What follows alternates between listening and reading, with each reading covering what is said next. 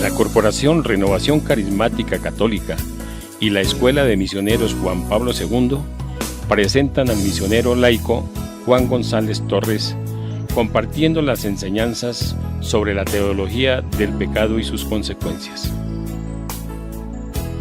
Hoy escucharemos el tema número 20, pecado mortal.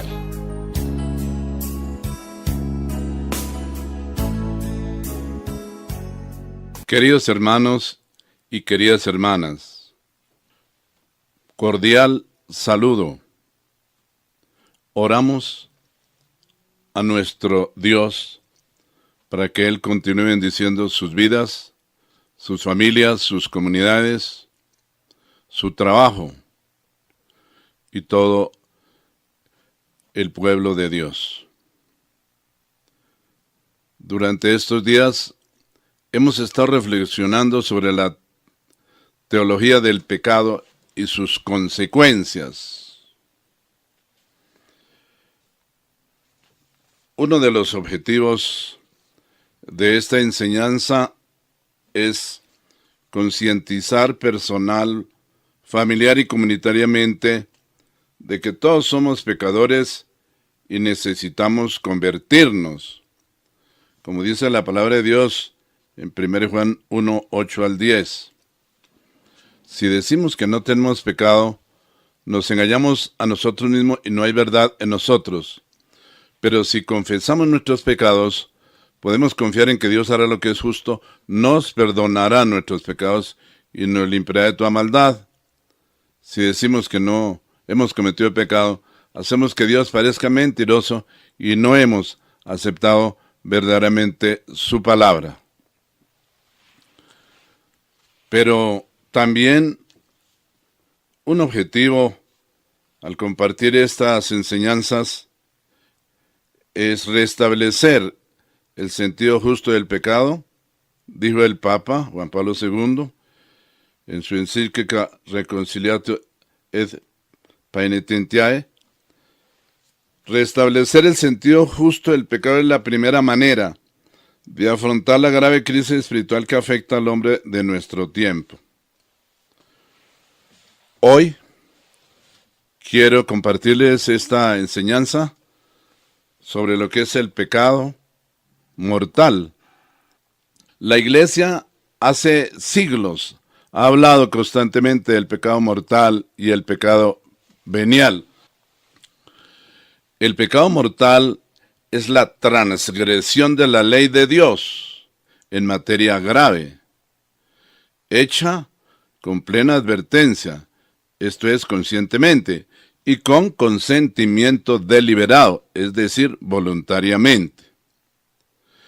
Siguiendo la tradición de la Iglesia Católica, llamamos pecado mortal al acto mediante el cual un hombre con libertad y conocimiento rechaza a Dios, rechaza su ley, su plan de salvación, rechaza la alianza de amor que Dios nos propone, prefiriendo volverse a sí mismo o a alguna realidad creada y finita, a algo contrario a la voluntad divina, dice el Papa, conversio ad creaturam.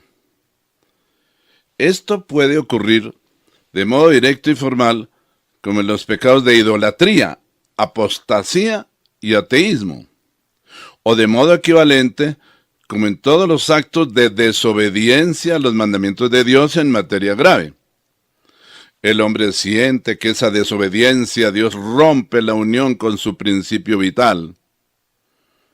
Es un pecado mortal, o sea, un acto que ofende gravemente a Dios y termina por volverse contra el mismo hombre con una oscura y poderosa fuerza de destrucción. Porque esas son las consecuencias del pecado. Eso es lo que dice la encíclica Reconciliatio et Paenitentiae de su santidad Juan Pablo II. El pecado mortal es, dice el Catecismo Astete, el pecado mortal es decir, o sea, palabras, hacer, hacer, hechos, o pensar, pues pensamientos. También desear, deseos en materia grave, contra la ley de Dios o contra la ley humana en materia grave, con plena advertencia y pleno consentimiento.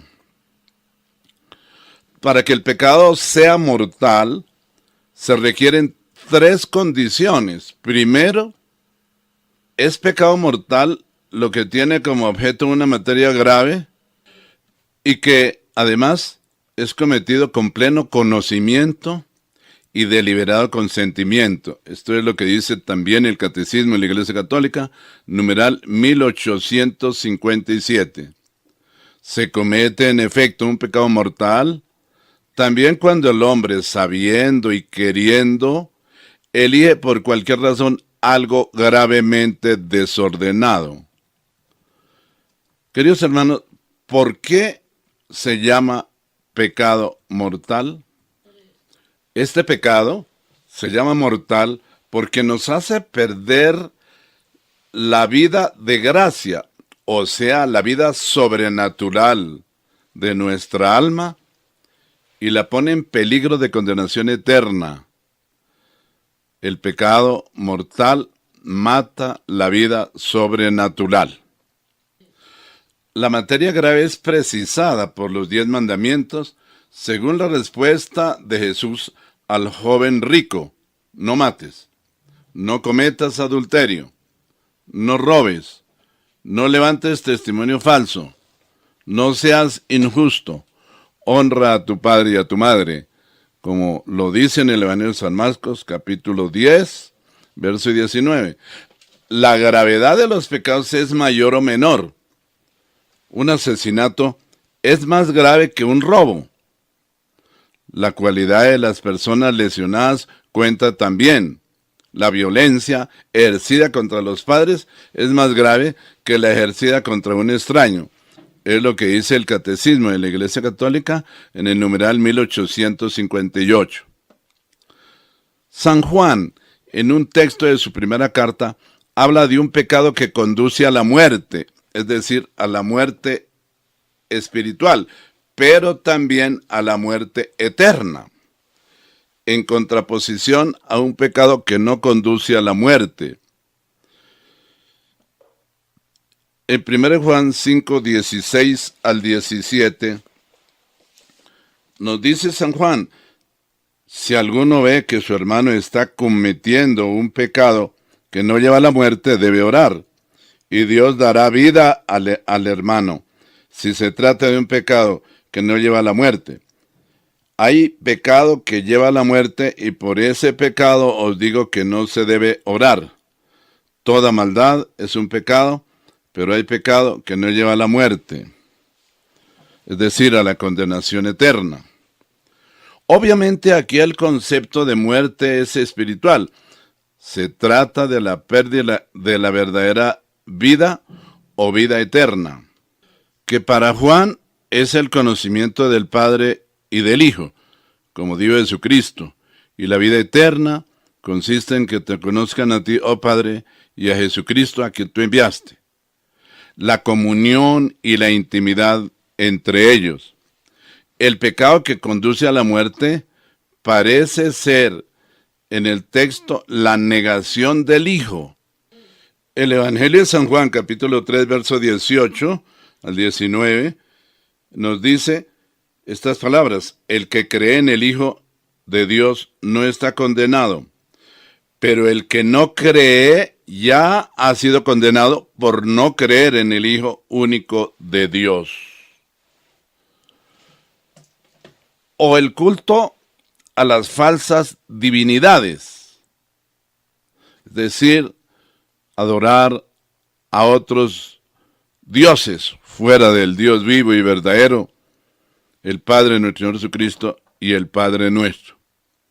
De cualquier modo, con esta distinción de conceptos, Juan parece querer acentuar la incalculable gravedad de lo que es la esencia del pecado, el rechazo de Dios, que se realiza sobre todo en la apostasía o en la idolatría. O sea, en repudiar la fe, en la verdad revelada y equiparar con Dios ciertas realidades creadas, elevándolas a nivel de ídolos o de falsos dioses. Queridos hermanos, en el Antiguo Testamento se habla de pecados cometidos con deliberación, o sea, pecar voluntariamente. En el libro de Números, capítulo 15, verso 30 al 31, dice, pero si una persona peca voluntariamente, ya sea israelita o extranjera, me ofende a mí, dice Dios, porque tanto esa persona será eliminada de entre su gente, pues despreció mi palabra y no cumplió mis órdenes, será eliminada del todo y cargará con su maldad. Pues esta es la teología sobre el pecado y sus consecuencias del Antiguo Testamento. Pero ya sabemos que por pura misericordia de Dios, como dice el Evangelio de San Juan capítulo 3, verso 16, amó tanto Dios al mundo que envió a su Hijo a la tierra, para que todo aquel que cree en Él no se pierda, no sea condenado, sino que tenga vida eterna. Pero hablemos de las diversas formas de impudicia. Como dice el libro del Levítico, capítulo 18, verso 26 al 30. Vosotros, pues, guardad mis preceptos y mis normas, y no cometáis ninguna de esas abominaciones, ni los de vuestro pueblo, ni los forasteros que residen entre vosotros, porque todas esas abominaciones han cometido los hombres que habitaron el país antes que vosotros, y por eso el país se ha llenado de impurezas. Y no os vomitará la tierra por vuestras impurezas, del mismo modo que vomitó a las naciones anteriores a vosotros, sino que todos los que cometan una de esas abominaciones, esos serán exterminados de en medio de su pueblo. Guardad pues mis observancias, no practicaréis ninguna de las costumbres abominables que se practicaban antes de vosotros, ni os hagáis impuros con ellas. Yo Yahvé, vuestro Dios. Es lo que dice el libro de los Levíticos, capítulo 18, verso 26 al 30. Ya desde el Antiguo Testamento, la Escritura nos habla de las diversas formas de idolatría prohibidas por Dios. Levítico 19:4. No os volváis hacia los ídolos, ni os hagáis dioses de fundición, yo Yahvé vuestro Dios. Pero también, cuando Dios habla a su pueblo por medio del libro de Deuteronomio, capítulo 18, verso 9 al 13, dice, cuando hayas entrado en la tierra que Yahvé tu Dios te da, no imites las malas acciones de aquellos pueblos, que no haya brujos o hechiceros, que no haya en medio de ti nadie que haga pasar a su hijo o a su hija por el fuego, que no haya adivinos, ni nadie que consulte a los astros, ni hechiceros, que no se halle nadie que practique encantamientos o consulte a los espíritus, que no se halle ningún adivino o a quien pregunte a los muertos, porque Yahvé aborrece a los que hacen estas cosas, y precisamente por esta razón los expulsa delante de ti. Te portarás bien en todo con Yahvé tu Dios. Esos pueblos que vas a desalojar escuchan a hechiceros y adivinos, pero a ti Yahvé tu Dios te prohíbe semejante cosa. De manera que esas son como en ese texto del Deuteronomio, habla de las 7 formas como se ejercita el espiritismo satánico. Porque eso es acudir a otros dioses, como decía Jesucristo, al diablo. De manera, mis queridas hermanas y hermanos, que eso es pecado mortal. Por eso la Biblia es muy clara. Cuando la Biblia habla en el libro del Apocalipsis 21:8, dice así la palabra de Dios, pero en cuanto a los cobardes, los incrédulos, los odiosos, los asesinos, los que cometen inmoralidades sexuales, y los que practican la brujería, los que adoran ídolos, y a todos los mentirosos, a ellos les tocará ir al lago que arde con fuego ardiente, que es la segunda muerte, a no ser que se conviertan al Dios vivo y verdadero, a no ser que se conviertan a Jesucristo de su Evangelio, a no ser que se arrepientan y se confiesen y cambien su vida. Por eso el Señor, por boca de San Pedro, en Hechos 3:19, dice, arrepiéntanse y conviértanse, es decir, confiesen sus pecados, para que sean perdonados y así el Señor les pueda mandar tiempos de alivio. Queridos hermanos, estamos hablando del culto de falsos dioses. También en Levítico 20, el 1 al 7, dice la palabra de Dios, habló Yahvé a Moisés y dijo, dirás a los israelitas, si un hombre cualquiera entre los israelitas o de los forasteros que residen en Israel entrega a uno de sus hijos a Moloch, morirá sin remedio. El pueblo de la tierra lo lapidará. Yo mismo volveré mi rostro contra ese hombre y los exterminaré de en medio de su pueblo por haber entregado su hijo suyo al Moloch, o sea, al dios Moloch, haciendo impuro mi santuario y profanando mi nombre santo. Santificaos y sed santos, porque yo, Yahvé, vuestro Dios, soy santo. Es las palabras de Dios, Levíticos 20, del 1 al 7. Queridas hermanas y hermanos, ¿qué males causa el pecado mortal? El Concilio Tridentino dice que por el pecado mortal se pierde la gracia recibida de la justificación. Hay que afirmar, dice el concilio, también contra los sutiles ingenios de ciertos hombres que por medio de dulces palabras y lisonas seducen los corazones de los hombres, que no solo por la infidelidad, por la que también se pierde la fe, sino por cualquier otro pecado mortal, se pierde la gracia recibida de la justificación, aunque no se pierda la fe. Defendiendo la doctrina de la divina ley, que no solo excluye del reino de los cielos a los infieles, sino también a los fieles que sean fornicarios, adúlteros, afeminados, sodomitas, ladrones, ávaros, borrachos, maldicientes, rapaces. 1 Corintios 6, 9 al 11.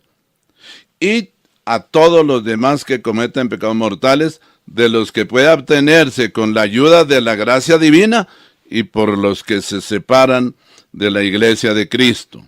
Esto es lo que dice la doctrina y el magisterio de la iglesia.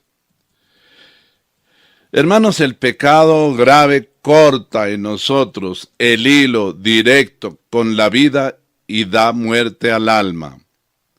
Como la enfermedad debilita y destruye el cuerpo, así el pecado es aquel cáncer espiritual que debilita y mata la vida del espíritu. Con el pecado mortal ofendemos gravemente a Dios, así lo decía Santo Tomás. El pecado es una ofensa a Dios y ruina y desgracia para quien lo comete. Perdemos la vida sobrenatural de la gracia y el derecho al cielo. Nos exponemos a graves castigos de Dios en esta vida y merecemos el castigo eterno en el infierno. Éxodo 34:7, Apocalipsis 21:8. Esto si no hay conversión, si no hay arrepentimiento, si no hay conversión, no hay salvación.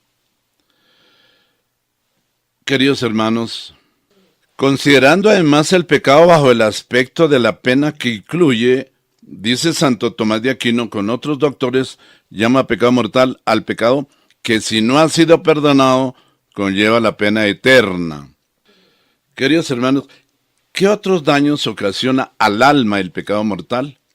El pecado mortal destruye la caridad de nuestro corazón y nos aparta de Dios, sumo bien y felicidad nuestra.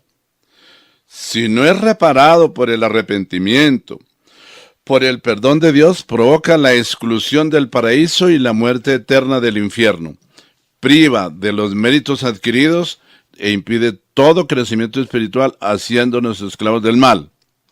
No existe nada más grave y más dañino que el pecado mortal, que separa de Jesús, único Salvador, al sarmiento, como dice el Evangelio de San Juan, capítulo 15, separado de la vid, no sirve para nada, sino es para ser echado al fuego.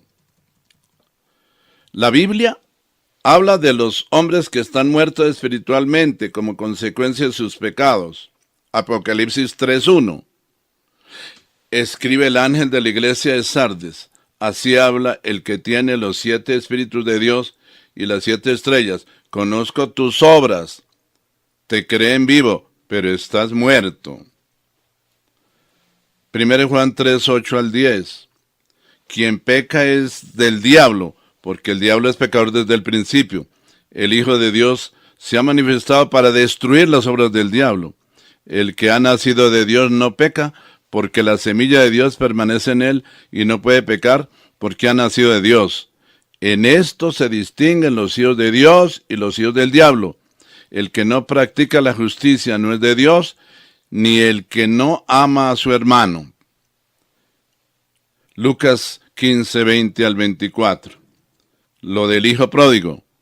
Cuando retorna camino de conversión, el padre le dice: este hijo mío estaba muerto a causa de pecado mortal, y ha vuelto a la vida, estaba perdido, y lo hemos encontrado. San Pablo, hablando a los Efesios, capítulo 2, verso 1 al 2, dice: antes ustedes estaban muertos a causa de las maldades y pecados en que vivían.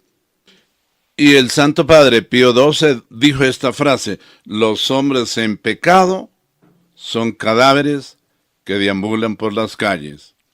Mis queridas hermanas y mis queridos hermanos, oremos, pidámosle a Dios en el nombre de Jesucristo que tenga compasión, piedad y misericordia de nosotros, que nos regale la gracia de su perdón. Dios es compasivo, misericordioso con todos nosotros los pecadores. Pidámosle a Dios que nos regale la gracia de nuestro arrepentimiento, nos conceda la gracia de hacer una buena confesión, de recibir la absolución sacramental, y centremos nuestra vida en el sacramento de la Eucaristía y llevemos una vida de vigilancia y oración para no caer en la tentación. El Señor los bendiga. Feliz día.